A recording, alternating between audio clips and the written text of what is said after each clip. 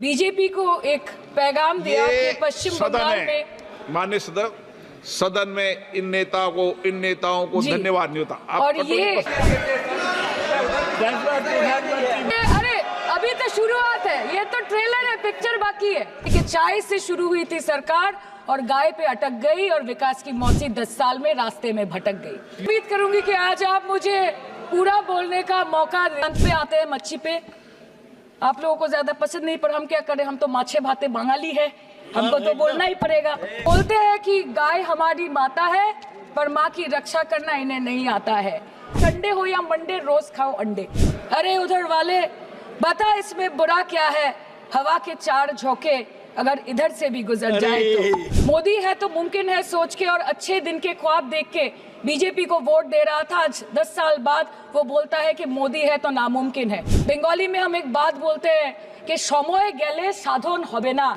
इसका मतलब यही है कि अगर समय चला गया तो साधना नहीं होगी, अगर भक्त रूठ गए तो आराधना नहीं होगी।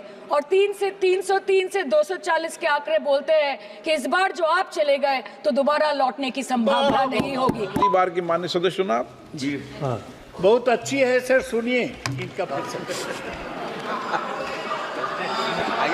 आप बीच में मत टोकना उनको और सलाह मत देना, आप पीछे सीट पे चल जाओ।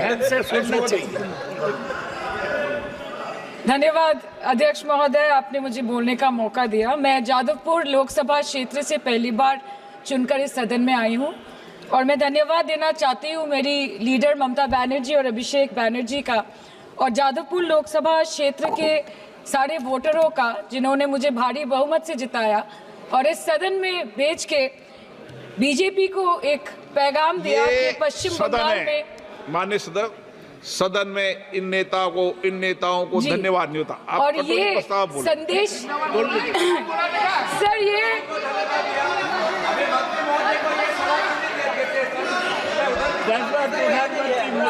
Sir okay sir, no problem sir.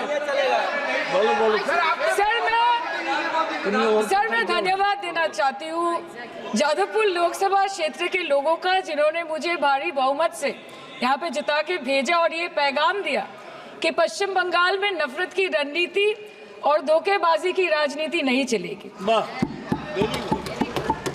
अध्यक्ष महोदय, मैं उम्मीद करूंगी कि आज आप मुझे पूरा बोलने का मौका दें, क्योंकि हाल ही में हुए नीति आयोग की जो मीटिंग हुई थी वहां पे हमारी माननीय मुख्यमंत्री, जो देश की एकमात्र महिला मुख्यमंत्री भी है, उनका माइक बीच राह में ऑफ कर दिया गया था। वो बंगाल के अरे अभी तो शुरुआत है, ये तो ट्रेलर है, पिक्चर बाकी है। अध्यक्ष महोदय, मैं आपसे ये बोलना चाहती हूँ कि वो बंगाल के हक के लिए यहाँ पे सवाल उठाने आई थी, वो बंगाल के लोगों की बात रखने यहाँ पे आई थी, लेकिन उनका माइक ऑफ कर दिया गया। आपके माध्यम से मैं सदन में उपस्थित वहाँ जो बैठे हैं माननीय सदस्य, कोई भी नीति आयोग या कोई भी घटना को सर एक लाइन आपका डिलीट करेंगे सर, एक लाइन सर, मैं यही बताना चाहती हूँ कि बंगाल के लोगों का गला घोटने का काम किया गया और उनकी आवाज को बंद करने का काम किया गया। आगे जाके बंगाल के लोग आपके पार्टी की माइक ऑफ कर देंगे, बस एक चुनाव बाकी है, आप देख लीजिएगा। Sir, all India Trinamool Congress इस सदन और इस देश का 3rd लार्जेस्ट ऑपोजिशन पार्टी है और हम आपसे धन्यवाद हम आपको देते हैं कि आपने हमको रेलवे, स्वास्थ्य, शिक्षा और आज ये पशुपालन जैसे महत्वपूर्ण विषय पे चर्चा करने का मौका दिया। लेकिन तृणमूल कांग्रेस आगे जाके देश के हर महत्वपूर्ण मुद्दे पे बात करेगा, चाहे वो चीन का अनैतिक रूप से इस देश में प्रवेश हो या वो 700 से ऊपर आंदोलन जीवी किसानों की। माननीय सदस्य, आप पहली बार बोल रही हैं, मैं आपको हस्तक्षेप नहीं करना चाहता, लेकिन जिस अनुदानों की मांगों पर चर्चा सर अभी आ रहे हैं, सर नीट के घोटाले से लेके जीएसटी के बोझ तक, एयरपोर्ट की छत टूट जाने से लेके रेल पटरी से छूट जाने तक तृणमूल कांग्रेस के सदस्य, हर सांसद देश के हर गंभीर मुद्दे पर चर्चा करेंगे। बस यही आपको बोलना था। रिस्पेक्टेड सर, मामाटी मानुष is the Magna carta of the governance of West Bengal and our party, and I feel truly honored that today I've been given the opportunity to talk on a ministry which is intrinsic to the Mamati Manush of the country. हमारे किसान अपनी मवेशी को, अपनी फसल को माँ की तरह पूछते हैं, जिस खेत में वो हल चलाते हैं उस जमीन को नमन करते हैं. But does this major sector get support from the government? Sir, Indian agriculture supplies around 58% of India's livelihood and is a principal source of income for half of the population, accounting for 17 to 18% of the country's GDP. 70% of India's rural poor depend on livestock and farm animals. But does this sector get what it deserves? इसका जवाब अगर आप देश के किसान से पूछेंगे तो वो आपको यही बात बोलेंगे कि चाय से शुरू हुई थी सरकार और गाय पे अटक गई और विकास की मौसी 10 साल में रास्ते में भटक गई. Sir, exorbitantly high cost of cattle and poultry feed under the mismanagement of this sector by the current government and wholesale fodder inflation hovering between 25% to 28.6% in the last 2 to 3 years, it is a 9-year high. Sir, किसान खुद क्या खाएंगे? अपने परिवार के लोगों को खिलाएंगे? अपनी गाय भैंस भेड़ बकरी को क्या खिलाएंगे? सर, ऐसे ही वारदात होते हैं जहां गरीबी से जूझता हुआ एक किसान उसको अपनी गाय भेड़ बकरी को बेचने में मजबूर करते हैं और अंत में जाके वो अपनी खुद की जान ले लेते हैं. सर, पिछले 10 सालों में 1,12,000 किसानों ने इस देश में आत्महत्या की. एनसीआरबी की एक रिपोर्ट के अनुसार 10 साल में हर दिन इस देश में एवरेज में 30 किसान हर दिन अपनी जान ले लेते हैं. सर, इस देश के लोगों का यही है किस्सा कि जिसको जिताया वो राजा की तरह जाएगा और जिन्होंने जिताया वो फकीर की तरह. सर, ये बहुत गौरक्षा की भी बातें करते हैं. देश के लोगों को ये पता होना चाहिए that there is a fodder crisis in India and the union minister has himself stated in a written reply in Rajya Sabha that yes, the country is deficit in fodder. So it means that cows are dying without food in government-owned goshalas, especially the BJP-ruled state.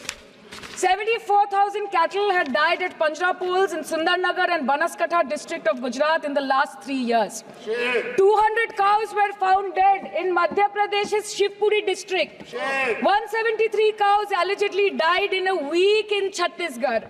And 74,016 cows had died in Hingonia Goshala in Jaipur during the previous BJP government in Rajasthan. तो sir, पहले खाना ही नहीं मिला, fodder crisis. फिर मिल भी जाए तो इतना महंगा कि किसान खरीद ही नहीं पा रहा है, फॉडर इन्फ्लेशन. और सर, खाना मिल भी जाए तो पशुओं की बीमारी. उससे मुकाबला करने के लिए इस सरकार ने क्या किया? The Parliamentary Standing Committee on Agriculture, Animal Husbandry and Food Processing presented its report which stated that 32.7 lakh cattle were infected by the viral lumpy skin disease across several states and a whopping 2.4 lakh cattle died within months. ये बोलते हैं कि गाय हमारी माता है पर माँ की रक्षा करना इन्हें नहीं आता है. अध्यक्ष महोदय, हम सब जानते हैं कि इस मिनिस्ट्री के अंतर्गत डेयरी भी आता है और भारत इस पूरी दुनिया में दूध के उत्पादन में नंबर 1 है, contributing to almost 24.46% of global milk production. But since the government has not been able to bridge the gap between demand and supply, it has successfully turned the country from being the largest producer of milk to an importer of milk. In the last 10 years, due to the stagnation in milk production, the gains of white revolution has been systematically whitewashed. The dairy farmers are forced to throw buckets of milk on the highway protesting against meager remuneration for their produce. And the price of milk, on the other hand, has increased by a massive 55% in the past 10 years. It was rupees 36 per litre in 2014 and now rupees 56 per litre in 2024. When this government came to power, the first thing the milk producing companies regulated by it did was to increase the price of milk by rupees 2 per litre. This was their revenge on the people of India for not providing a majority to the BJP. आम आदमी के दूध, छाछ, लस्सी, दही, पनीर पर 5% की GST, cream, condensed milk, मक्खन, घी पर 12% की GST और अमीरों के हीरो पर सिर्फ 1.5% की GST. सरकार उनको रिलीफ नहीं देती है जो विदेश में जाके मिल्क शेक और लाते की चुस्कियां लगाते हैं. ये सरकार उनको रिलीफ नहीं देती जो आम आदमी 2 पैकेट दूध खरीदने से पहले 10 बार सोचता है. सर, बचपन से हम सुनते आए थे कि संडे हो या मंडे रोज खाओ अंडे. India rank 2nd in egg production in the world. और अंडे का फंडा यही है सर कि भारत के बच्चों के किस्मत में महीने में एक अंडा नहीं मिलता. मिड डे मील के चलते हफ्ते में अगर एक आध अंडा मिल भी रहा था तो कहीं धर्म के नाम पे तो कहीं महंगाई के चलते उसे बंद करने की मांग उठ रही है।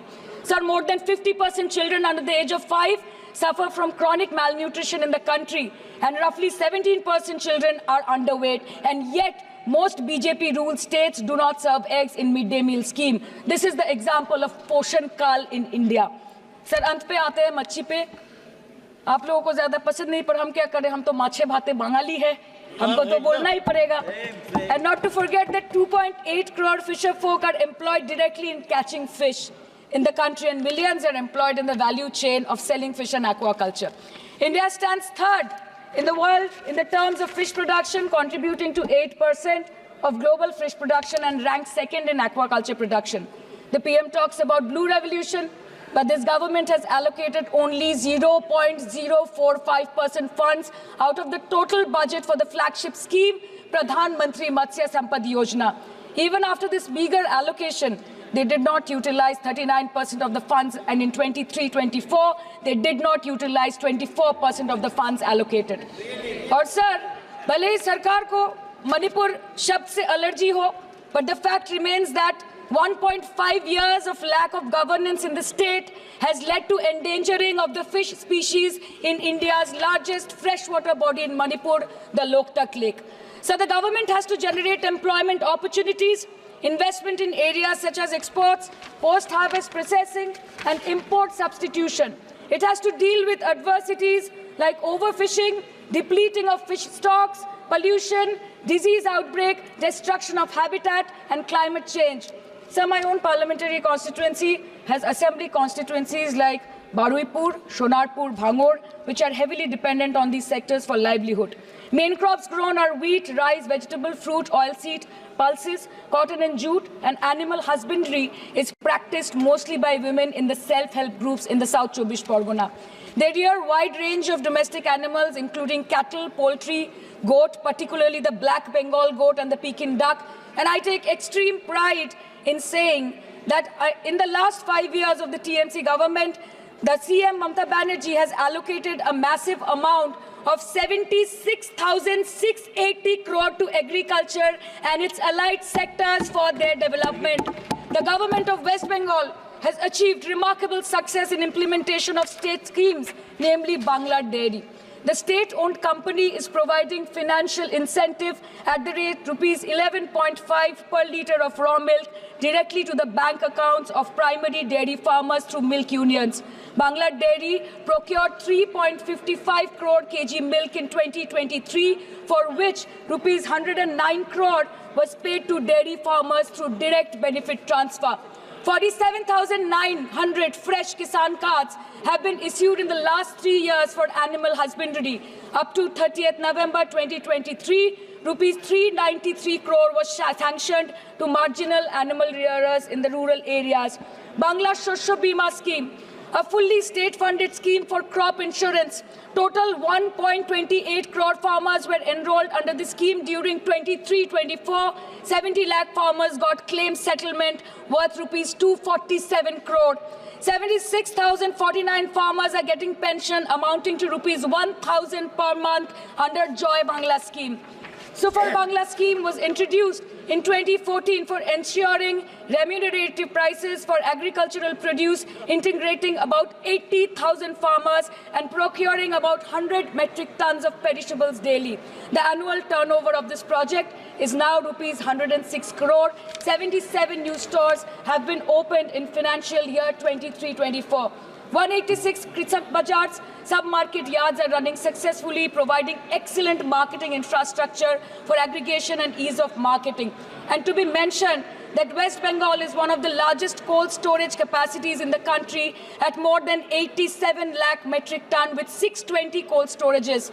New investment of rupees 239 crore is upcoming in this sector this year with an employment opportunity for nearly 20,000 people.